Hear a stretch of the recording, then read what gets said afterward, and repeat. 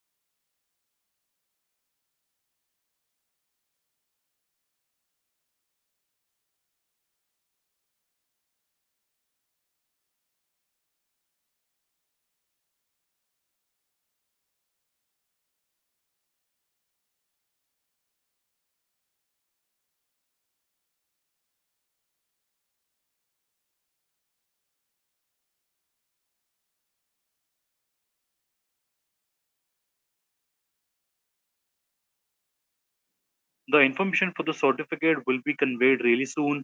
And in the meantime, please let me know if you can hear me or not, and if the screen is visible or not. Just things like those. What college you're from, what year you're from, right? So let me know.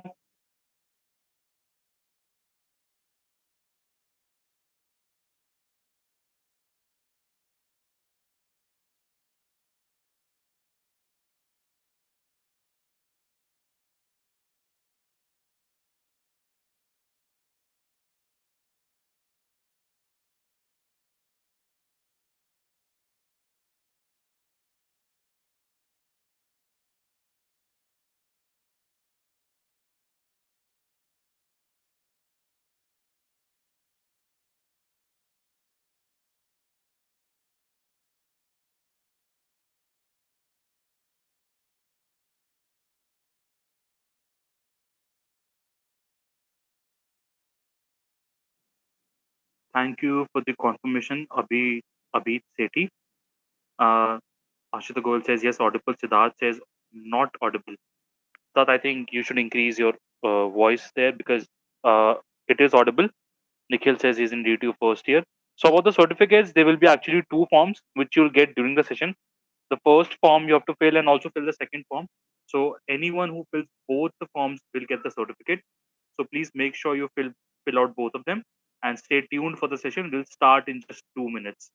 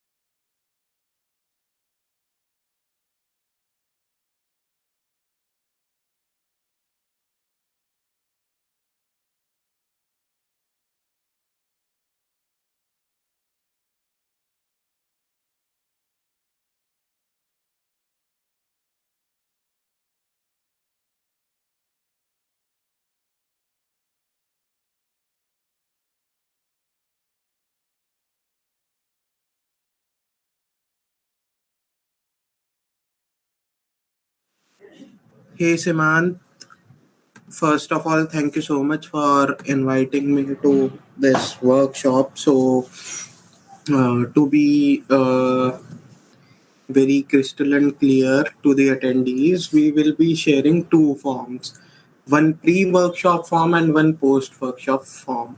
The pre workshop form will be shared as soon as the workshop starts, and the post workshop form will be shared when the workshop will end. So those participants who will fill both the forms will receive their certificate from Google via mail. So please make sure that you fill both the forms. So just starting to present my screen. Hello everyone. I am Lavneesh Theer and I am a crowdsource influencer as well as an Explorable facilitator. So today I'll be taking a session on introduction to machine learning. So the outcome for this session will be that you will get to know that what basically machine learning is and what are the various types of machine learning algorithms and what's the difference between the traditional rule based programming approach and machine learning approach. So I would love if Simant you could share the form with the students, Yeah, sure, I'll the just do it. pre-workshop form. Sure, I'll do it just now. Yes. Great. All of you, Simant is sharing the pre-workshop form in the chat, and you all can fill up that form. Without wasting time, let's get started.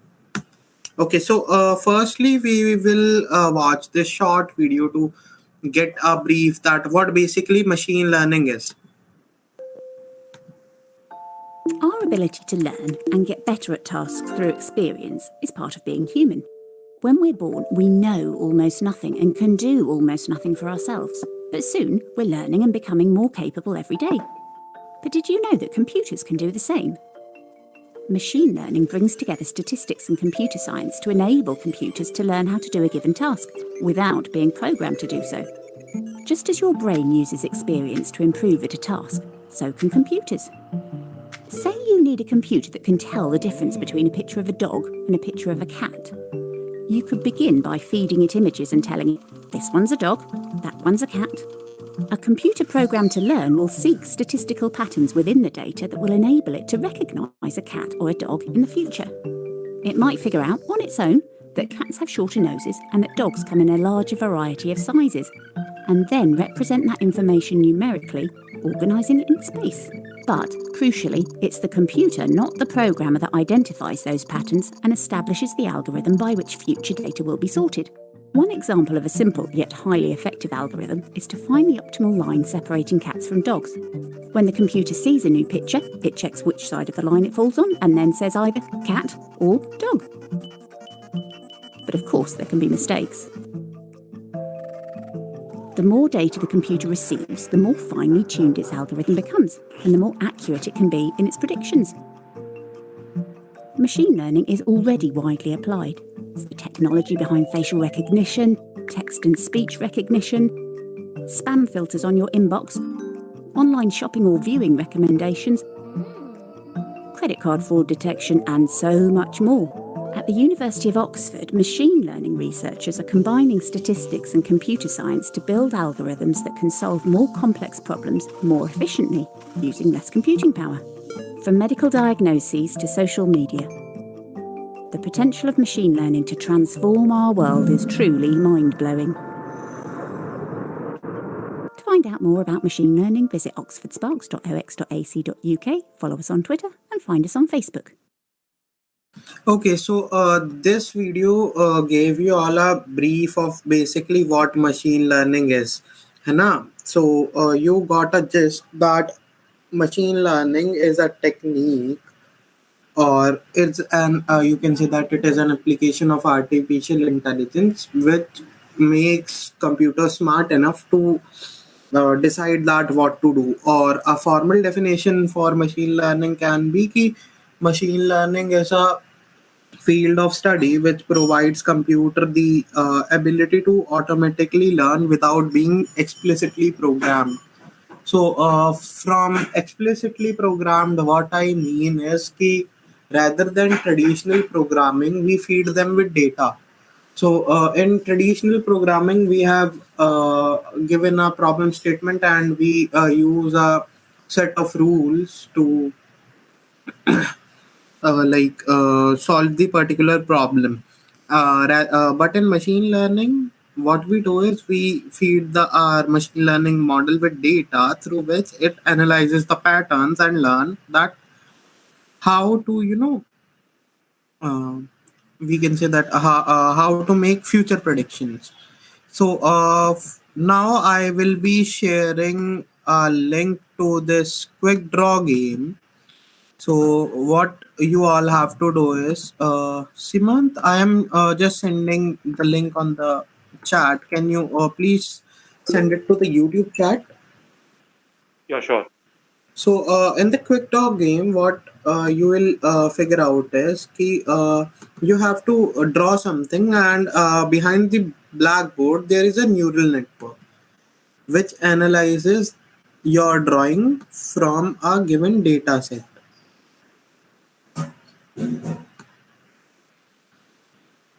So you will be given things like a pencil or anything, and you have to draw it, and the neural network will recognize that what basically you have drawn.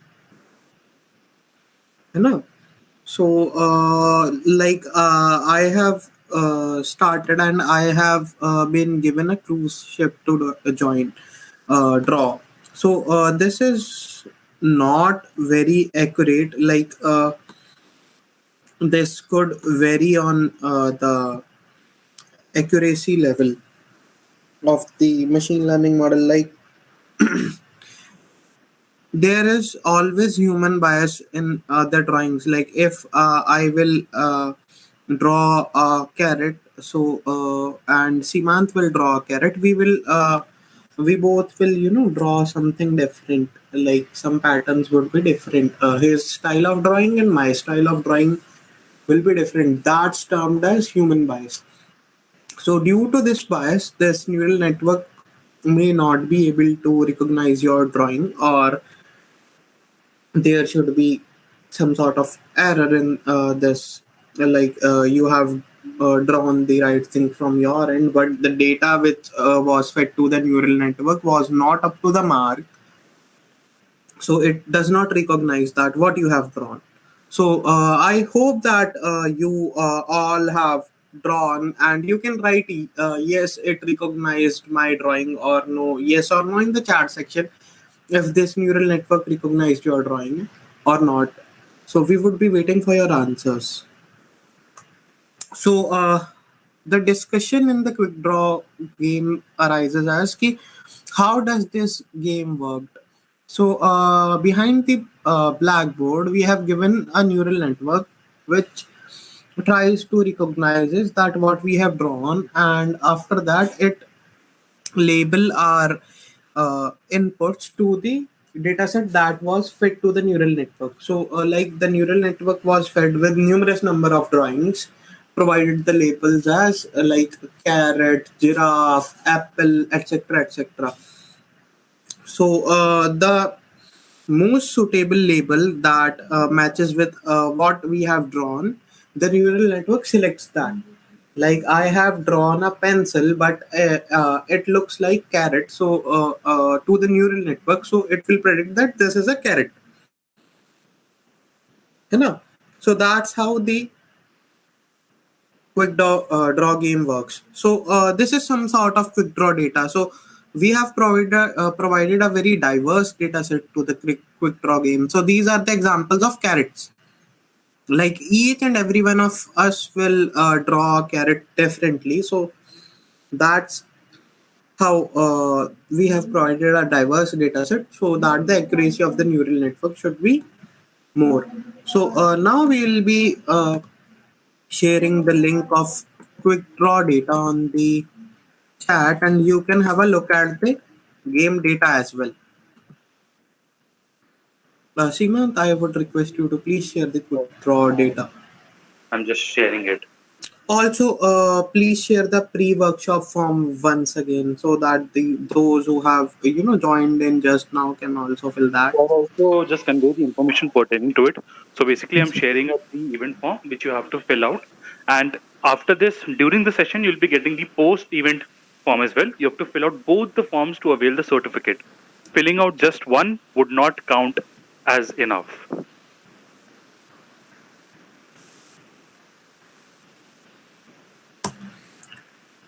So now, what if we would have tried to, program this quick draw game through a rule-based approach? So let's say that we have to predict that our object is a carrot using the rule-based approach. So we have to use multiple if-else statements. And after using the multiple if-else statements as well, there is a lack of error. Like for a carrot, what we can do, like we can check the length, we can check the number of legs, we can check the color, we would have to write lots and lots of if-else statement. But after writing these complex lines of code, the accuracy would be not as great as the machine learning approach that we are currently using. So that's how machine learning approach is better than the rule-based approach. So in this machine learning approach, what we have done is we have fed the neural network with lots and lots of data. Like we have collected a data set where users have drawn carrots, and we have fed the neural network that this is how a carrot looks like. It's just like a baby starts to learn things. Like he sees the things and he checks that yes, this is a carrot. So that's how the neural network works. As you can see in the name neural networks, they are highly very much influenced from the working of human brain. So human brain also consists of neurons, and these neural networks consist of numerous layers of neurons, and this is how they work, like very closely to the human brain. Okay, so now what we will do is we will check, we will have a quiz that which approach we should use for the following. Like, what approach will we use if we have to alphabetize a list of song titles? So you have to answer. would be waiting for your answer in the comment section. So you can write R for rule based approach and M for machine learning approach. If we have to alphabetize the list of song titles, which approach will we use?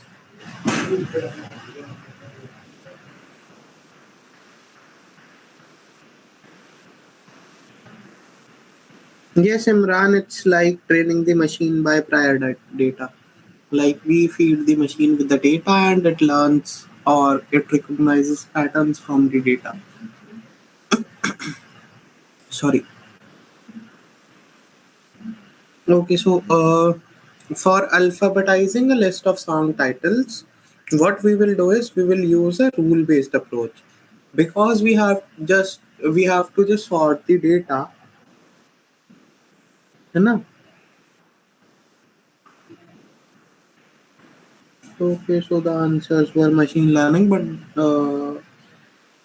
the correct answer is rule based approach because we have numerous numbers of sorting algorithms which can sort the data in a very less time. So machine learning approach would be a complex and time consuming approach. We can do that with machine learning approach as well, but there is like no benefit or no sense of doing it.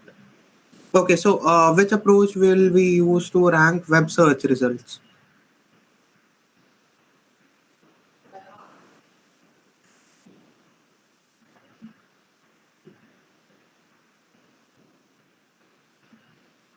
Would be waiting for your answers.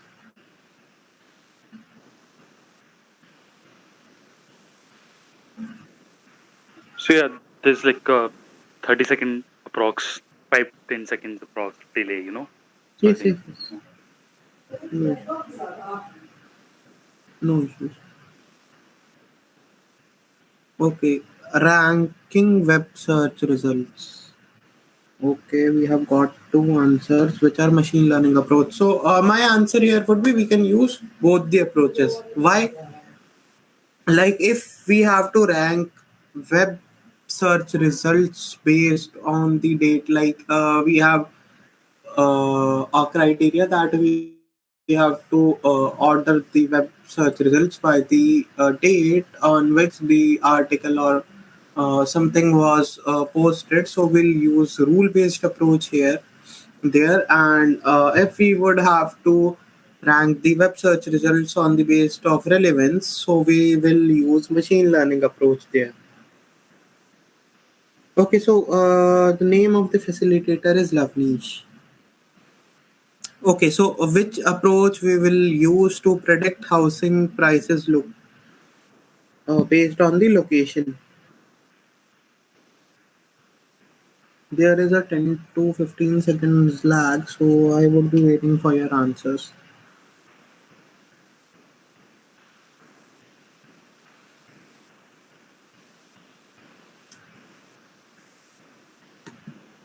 Which approach we will use to predict housing prices based on the location?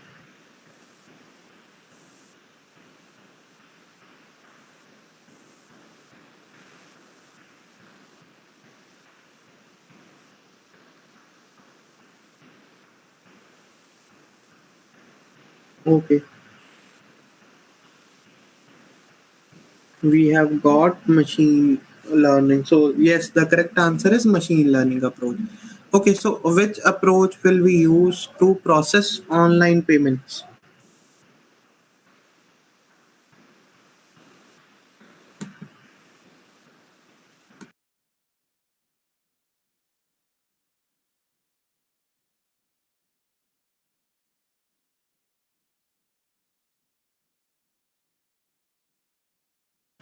Okay, so which approach we will use to process the online payments? Okay, so for processing online payments, we will use the rule based approach. Why we will use the rule based approach is keep processing online payments is a complex task, not a very complex, but we have to just check that if the payment was processed or not, or we can say that we have to check that if the payment was deducted from the account or not. So it's not a very complex task. So we'll use the rule-based approach here. And in machine learning approach is not 100% accurate. So that's why we'll use the rule-based approach here. These both would be the reasons. And we can use the machine learning approach to check if online payment is a fraud or not. We can use the machine learning approach in that case. Aminav, you are attending the beginner track workshop as of now. Okay, so which approach will use to classify an object in a photo?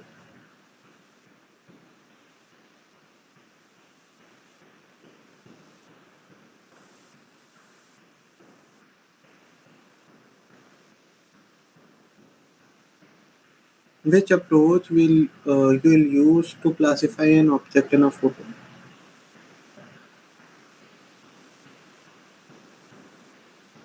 Okay.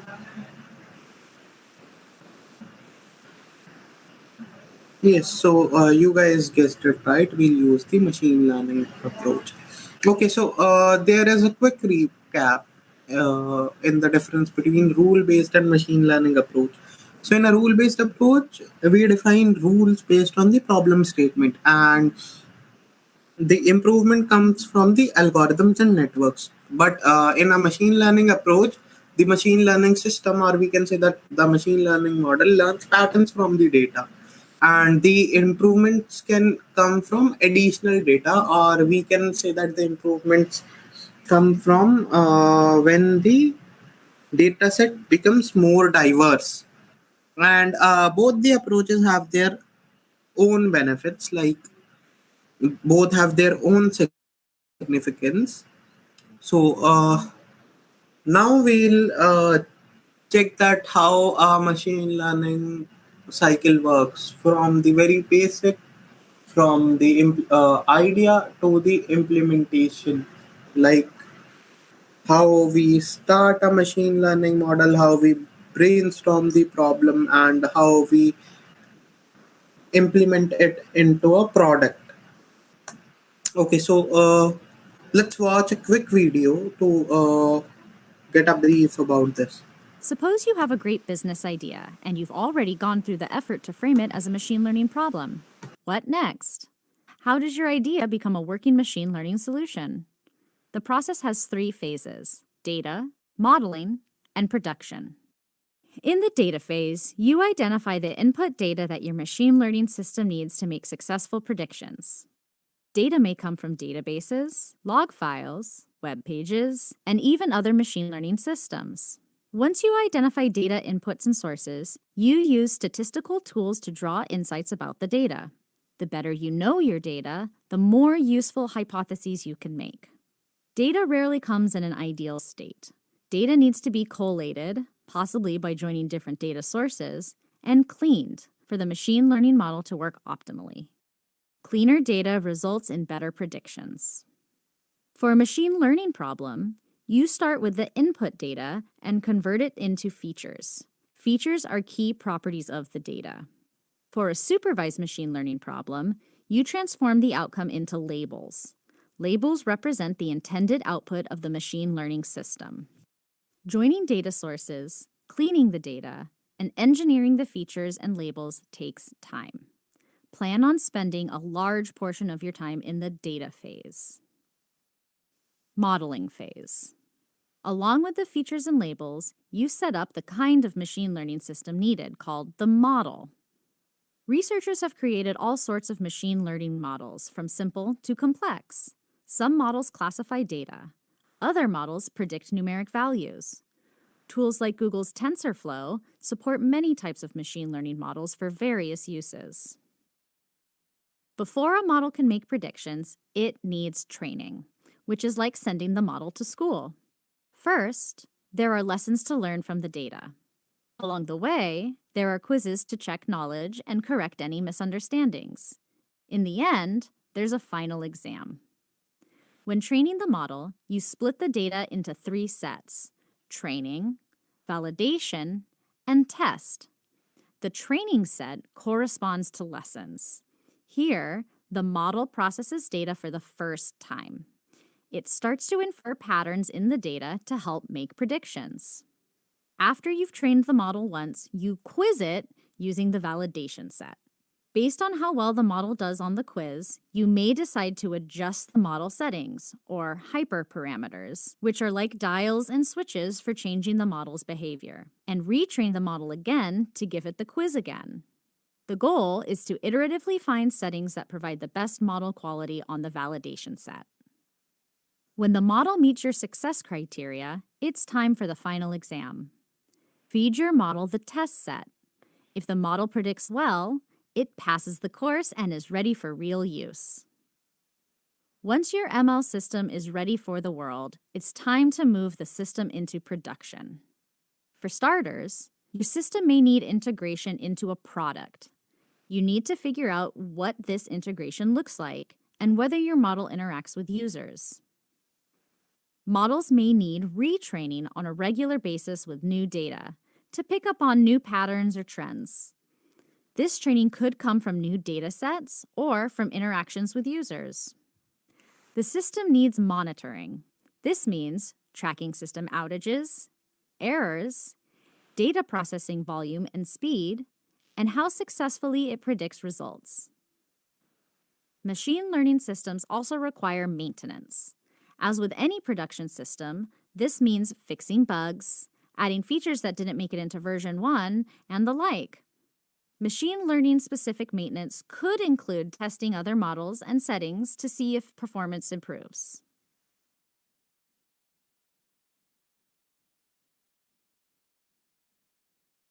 Okay, so from this video, you got a brief intro that how a machine learning system like works.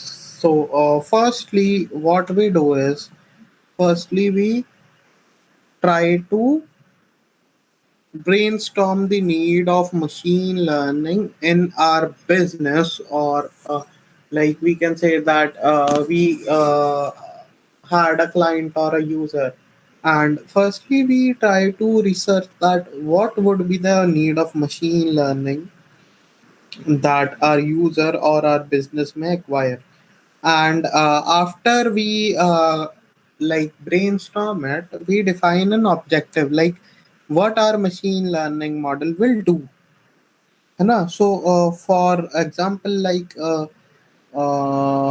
we can define an objective that based on a new whenever someone goes to a new city, and based on the previous restaurants in which he had previously gone, our machine learning model can predict new places or new restaurants and where one can eat, है ना?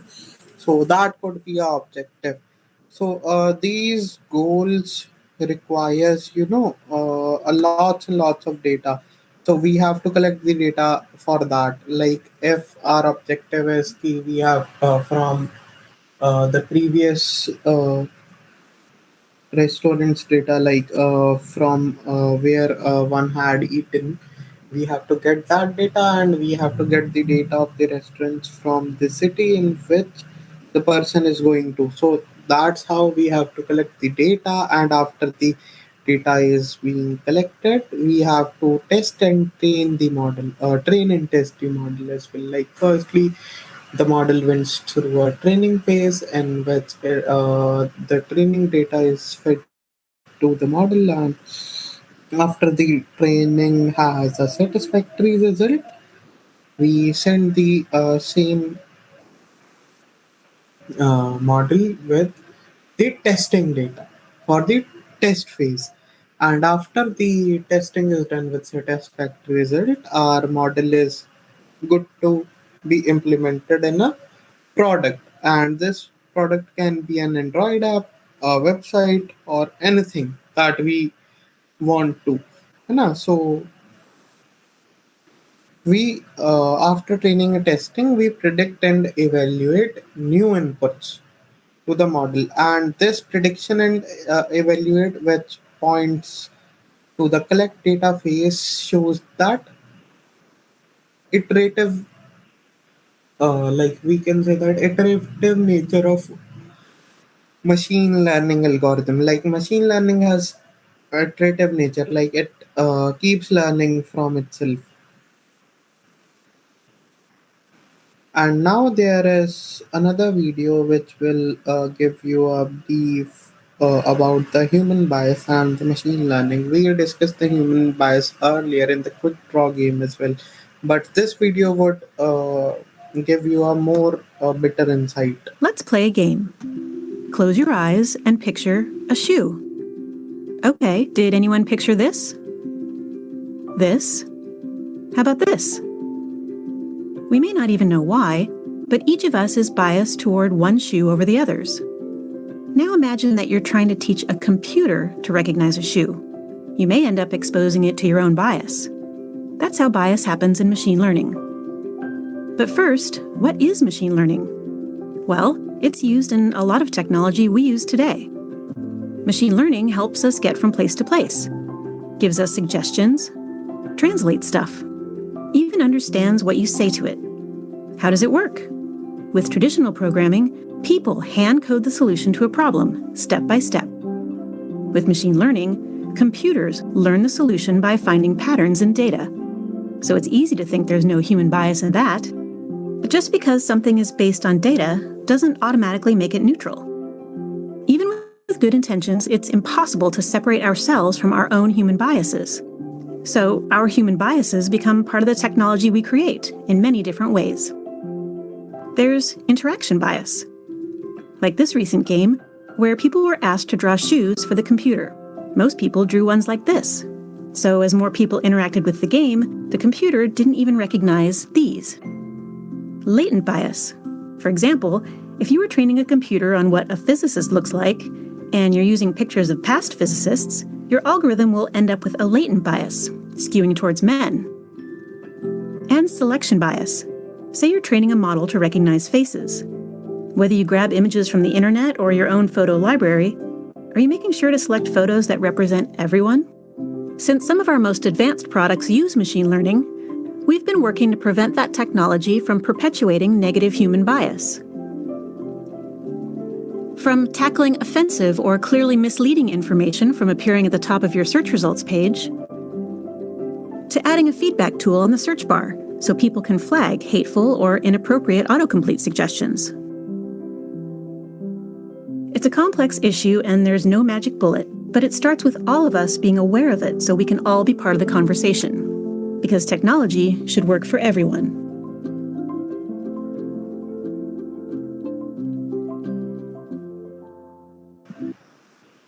Okay, so from this video, you got basic idea that what is bias. More detailed idea, we can say that what basically is bias and like how we can reduce the bias. So we can reduce the bias by providing the machine learning model a diverse data set.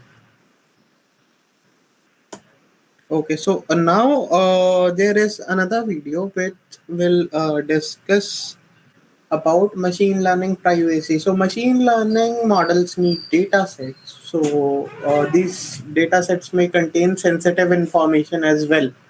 So that's why we have to maintain the privacy as well. So from this video, you can check the machine learning privacy, like Machine how we learning can systems maintain the require lots of privacy. data to make successful predictions. What happens when that data is sensitive, such as people's names, credit card numbers, or medical histories? Sometimes, sensitive data is needed to train a model so it can make accurate predictions. But at the same time, this data must be carefully protected. This is the challenge of machine learning privacy. Let's look at an example. Suppose you create a machine learning model to diagnose illnesses based on a person's symptoms. Someone who reports a stuffy nose and a cough might receive the diagnosis, the common cold. whereas someone else with the same symptoms plus a high fever might be diagnosed with the flu. Plenty of other factors might influence the diagnosis too. Does the patient have a medical history of similar symptoms? Did she recently travel to another country or spend time on a farm with livestock? Are other family members or roommates sick at the same time? To train this model, you could feed it information about thousands of people and their symptoms, medical records, and demographic information. This data includes plenty of personal information that needs to be kept private. In addition, the data sets involved might contain other private information not directly relevant to medical diagnosis, such as patient contact information or the credit card numbers used to pay healthcare providers. What steps should you take to protect user privacy? Step 1 is to gather and select only the data that your ML system needs to achieve its goal. The less private data you have in the first place, the less you need to protect. This might seem like common sense, but it takes effort. It's easier to copy a whole database than to spend hours removing the parts that you don't need. Step 2 is to identify any data in your datasets that may be sensitive. For example, people's names, addresses, telephone numbers, email addresses, government ID numbers, and other personally identifiable information, or PII, should be kept private. Another type of private information is user-generated content, such as email messages, YouTube videos, blog posts, and any other content created by known individuals. Be sure to work with your product counsel to determine which types of information are considered private and how to handle them. You also need to make sure you have permission to use the data and whether the data has other privacy restrictions. Be sure to work with your product counsel here as well. Step 3 is to protect the private data. You can do this by controlling access to the data and your ML model, or by altering the data so it's not recognizable anymore, or both. Privacy is a critical concern in machine learning. When you maintain privacy, you build trust with users and protect your company's interests.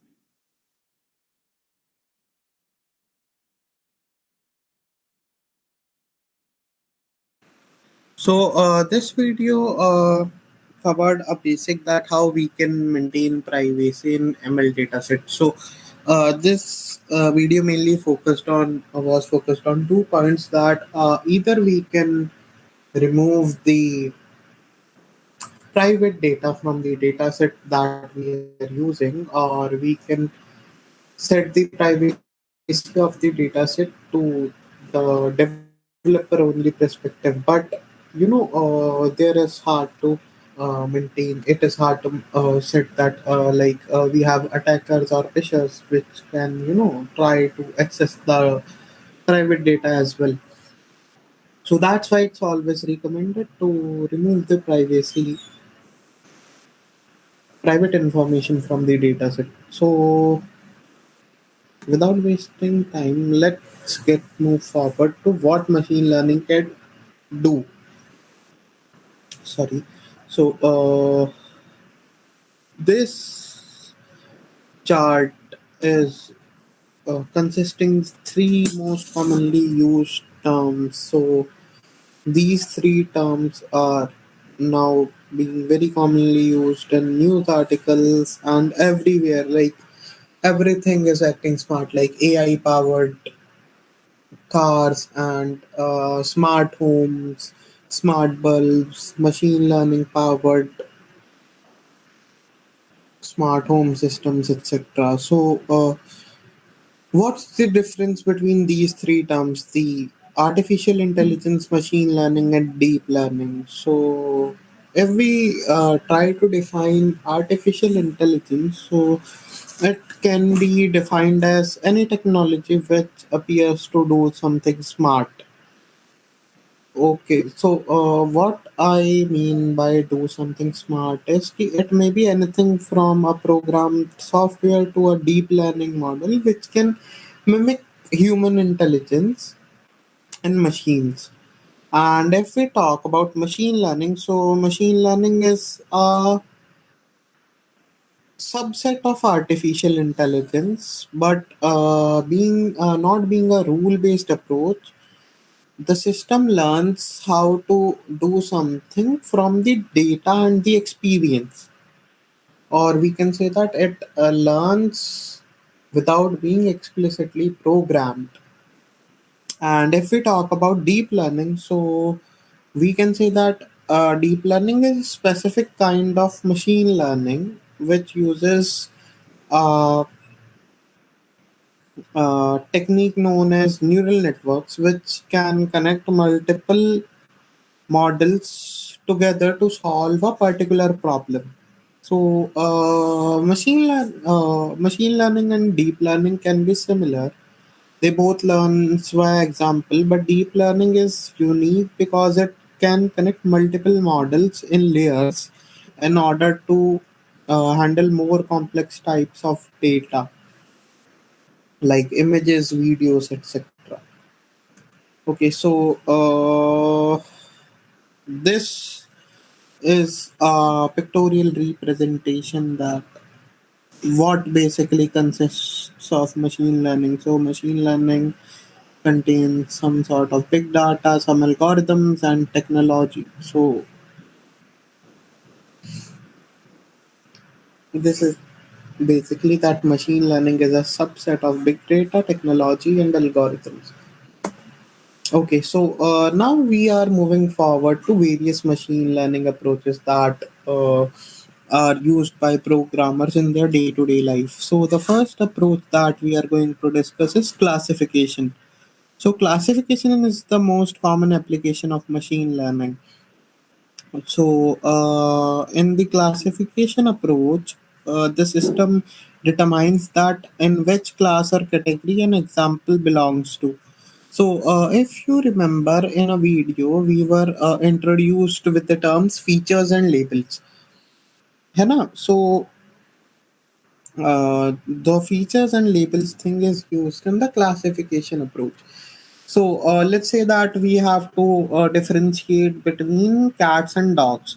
So firstly, we would feed the machine learning models with the given photos of cats and dogs, which will be defined labels as well. So the labels are the thing that we are going to predict. So if we have to classify a email as spam or not spam, the labels would be spam or not spam, and the features would be the things that are common in spam mails will be the feature of spam mails, and the things that are common in not spam mails will be the features of not spam mails.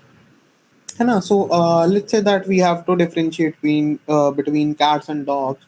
So for cats, the features could be the size that cat is smaller than dog, and the patterns, like cat has some patterns on their bodies and their nose, their mustaches, etc., etc. So there can be multiple features which can differentiate two labels, है ना? So that's how the classification algorithm works. So if a classifier is trained to identify that whether a image is of cat or dog, it may output cat, or you can say dog, by checking the features of the given image. So let's move forward to the next algorithm. So regression. So regression is the most commonly used machine learning algorithm, and example of regression problem maybe like if we have to predict housing prices, so in a particular area we can use the regression approach here. So regression systems outputs a number, or we can say that regression systems mostly have a numeric output, and they can work as like fitting a straight line into the data set. So that's how regression algorithm works. So they basically, if in simple language, we can say that they use the straight line equation y is equal to mx plus c to plot the straight line and determine the output. So in the intermediate track, we discuss the that how this regression algorithm works. So we will have an intermediate session soon in which we will discuss the regression algorithm in detail. Okay, so clustering. Clustering is another application of machine learning, which determines that how closely some terms are related to one another. So in clustering, we make clusters of similar data set. In clustering, we have been provided unlabeled data, and we make clusters from that unlabeled data. So let's say that a new teacher has to make three groups from a class, है ना? Like from some class, a teacher has to make three groups amongst the students. So what the teacher can do is the teacher can group the students based on their interests or based on their marks. So if the teacher groups the student based on their marks, they can be grouped as below average, average, and above average students. So that's how three clusters can be made. है ना? So in clustering, what we do is we make clusters or we group together the examples of similar interests, or we try to find out the patterns in the data and we group the data points with similar patterns together. Okay, so sequence prediction. So sequence prediction is another sort of machine learning algorithm which is helpful to predict when we have to predict that what a user might do next. So we have seen sequence prediction in Gmail now.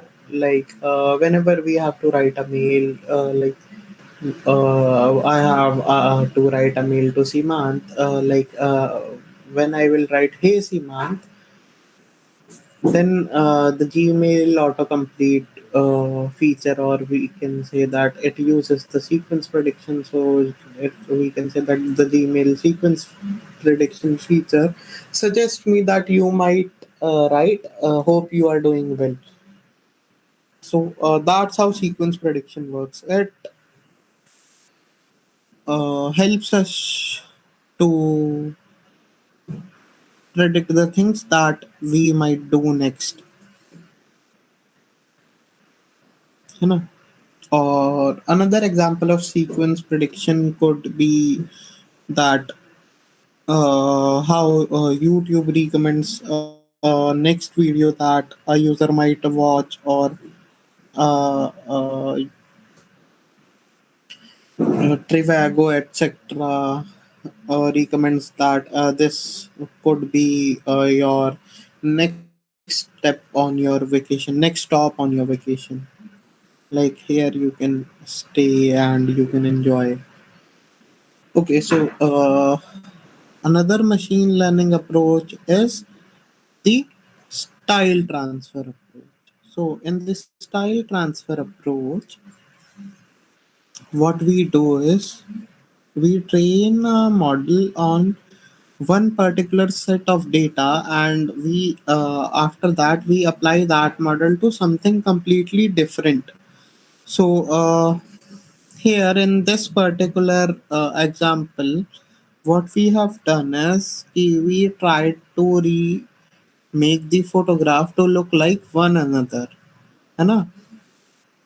And after that, what we have done is we have trained the data, trained the model on the image data set, and then we have used the same model on the audio data set. So that's how style transfer works. Like We train a model on a set of data that is completely different to the data that we are going to feed the model with. So it's 7:56 now, and we had to wrap this session around 8. So we would have to skip this quiz.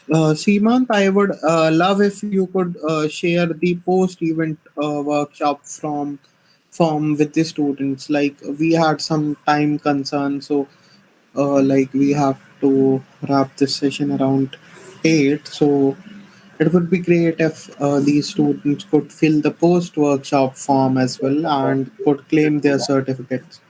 Yeah, sure. I'll just So, ping you. You are available after it. I don't mind taking this session a little further. It's completely your call. I will share. I'll just share the post-event form as well. And for everyone, if you still haven't filled the pre-event form, it's in the pinned messages. You can check that out. You have to fill both the forms to claim the certificates from Google. So make sure you fill out both the forms. I'm just posting the link to the second form. So make sure you fill out both.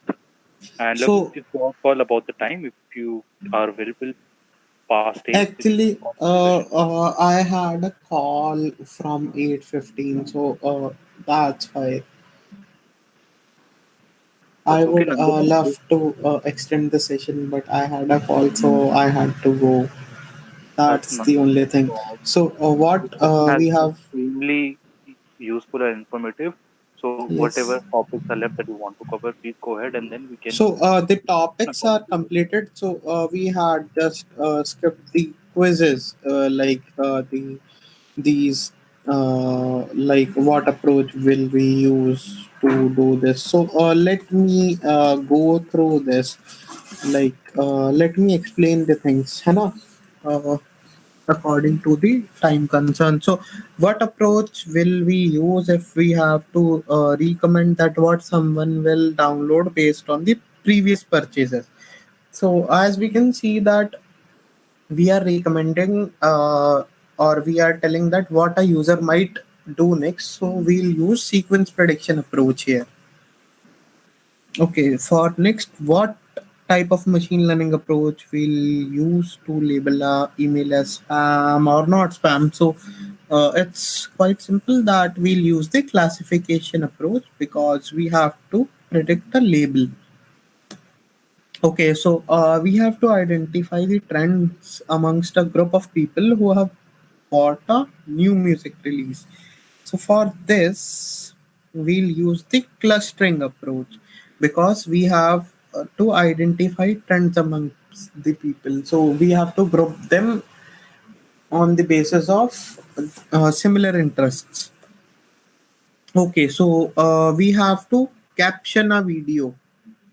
Okay, so for captioning a video, we will use the style transfer approach. Why? Because the type of data generated by the system is different than the input data. So the input data is a video and the output data would be text. So that's why we are using this style transfer approach. Like, firstly, the video would be uh, converted into frames, and then the frames will be described into text, like that what is being depicted in the particular video frame. So that's how it's style transfer approach. Okay, so we have to determine the workout activity based on the phone movement. Okay, so this is a tricky question.